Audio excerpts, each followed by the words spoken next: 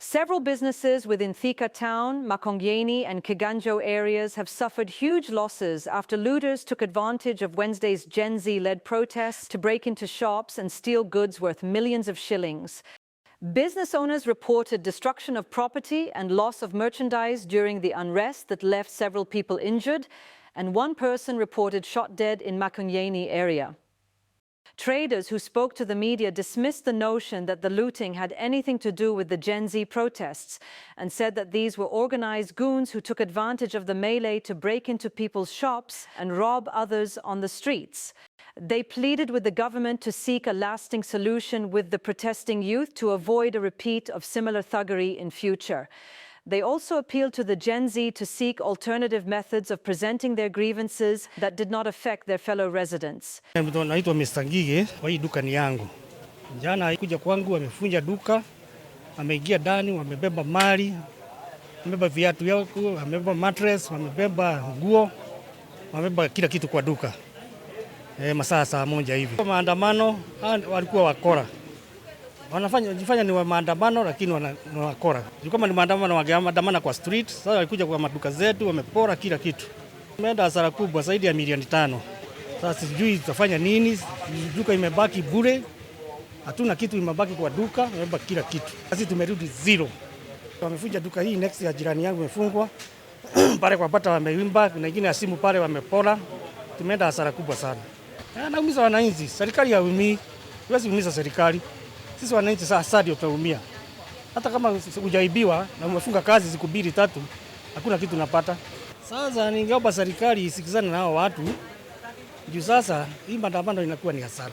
Wasikizane, waongee na Gen Z, wasikizane.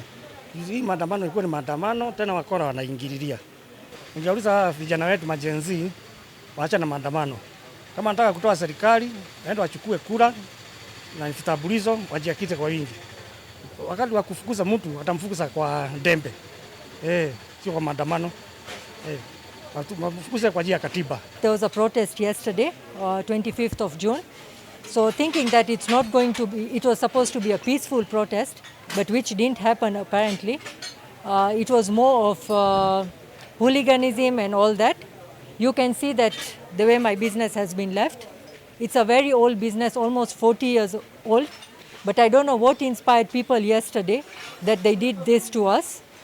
Apparently we didn't open the shop, and we just got the news that they just broke the door and just left the shop in a nightmare. Yeah? We are not part and parcel of the government. Yeah? So the people who mistreated us like this, what did they get from doing this? Yeah? Because it's not like we are going to be able to help them. Yeah? And the things they stole, maybe it will sustain them 1 or 2 days. Then what are they going to do? It's a temporary solution which they looked for, not a permanent one. It is a huge loss. And even if people will say that, oh, you will recover and everything, but the pain you have gone through, it's just injustice to us as well. You know, I think everyone is suffering. The way the economy of the country is, even us, we are suffering. The way the businesses are right now. And everyone has their own expenses. We have a family to sustain. We have our cost of living, everyone. So I don't know why whoever are saying they are protesting for this, for that, but they are not understanding that the looting and that they are doing, we are part and parcel of the suffering. So now by looting us, they are making us even suffer more. Rather than addressing the complaints to the rightful people, and that is the government. They should approach the government. Wanabiashara wa Thika tumehuzunishwa sana na wale wahuni ambao wamekuja kupora mali ya wanabiashara. Manake tunajua kwamba kulikuwa na maandamano na sheria inaruhusu maandamano. Lakini pia serikali nayo kupitia wanapolisi wetu ni vizuri wachukue hatua, manake maandamano kwingi huwa yanaisha 6 ya jioni ama masaa ya jioni saa 12. Hao watu wanaandamana saa 1. Basi hao ni wahuni. Na tumeona kuna biashara kadhaa ambazo zimeweza kuporwa. Familia kama 10 ama biashara more than 10 businesses. Hao ni watu wameenda hasara tupu. So hii maandamano ni sawa, tunatetea haki zetu, manake tumefinywa sisi wote, tumefinyiliwa kila mmoja. Lakini hata serikali nao naomba, tafadhali chukueni, it's a high time tukae chini tusikizane. Hii hasara yote, hakuna mtu atakuja kurudishiwa pesa ambayo ameweza kutupa ile mali ambayo imeporwa. na ni vizuri kusema kwamba serikali ichukue hatua hii kuweza kuzungumza na hawa watu, na tena naweza wasihi wanajenzi wetu, manake si wao wamepora. Siwezi sema ni wao wamepora, manake wao waliweza kuandamana mchana yote, tuliona wakiwa na amani, lakini hawa watu ambao wanarejea jioni kukuja kupora mali ya watu, hiyo ni kitu ambayo inahuzunisha. So it's a high time for our government to take this chance, we negotiate with these young people, na yale mambo ambayo hawa wanajenzi wanaitisha ni vizuri tuweze kuzingatia. Tusiwache wao kufanya ile makasiriko ina raise. So ni vizuri serikali ikae chini, ichukue mikakati, tutimize mambo mengine ambayo wanajenzi ambao wanadai. Na ni vizuri wengine wetu tunayaona. Huyu mtu alikuwa analipa kodi. Akifunga hii biashara, ni wafanyikazi wangapi ameandika kwa hii biashara yake? So hawa wafanyikazi wote wameenda unemployment. Na hiyo ni kitu moja ambayo inafanya wanajenzi unaona wanaenda kwa barabara. So it's a high time wa serikali ichukue mikakati na iangalie ni wapi tunaweza angalia tupate suluhisho, na si suluhisho ile ya muda mfupi. We find a long time solution, ama suluhisho ambayo itakuwa inadumu kwa muda ambapo hatutapata hii mambo.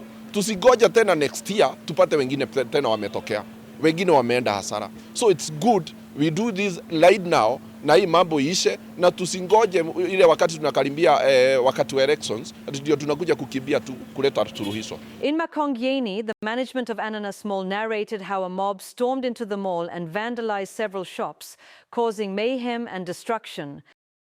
They, however, said that the mall is now open and businesses had started normalising. Yesterday we had a very horrifying day for the mall because we witnessed something we've never witnessed before. We saw tear gas being thrown left, right, center, but the youth kept regrouping and coming back. We had shut every corner of a mall. The grills were shut, the shutters were down, all customers were contained well. We were peaceful, no customer was allowed in or out. But nonetheless, despite having police officers within the mall and others out of the mall, they managed to push their way through. A group entered through our glass windows, through the grills of the mall, the exit gates, and managed to get inside the mall. So we had a few shops like Dr. Mattress, here you can see, and of course Pizza Inn, Chicken Inn, and butter, vandalized, and a number of items stolen from the shops. Naivas was not affected at all. The target was Naivas. They didn't manage to get into Naivas. So as a mall, we are greatly affected. However, we managed to clean up the mall overnight. We are open for business. People are coming in now. As you can see, business is back to normal. We are trying to repair the losses, to count our losses, repair the shops, and it's going to be an expensive affair. We have lost things to the tune of millions.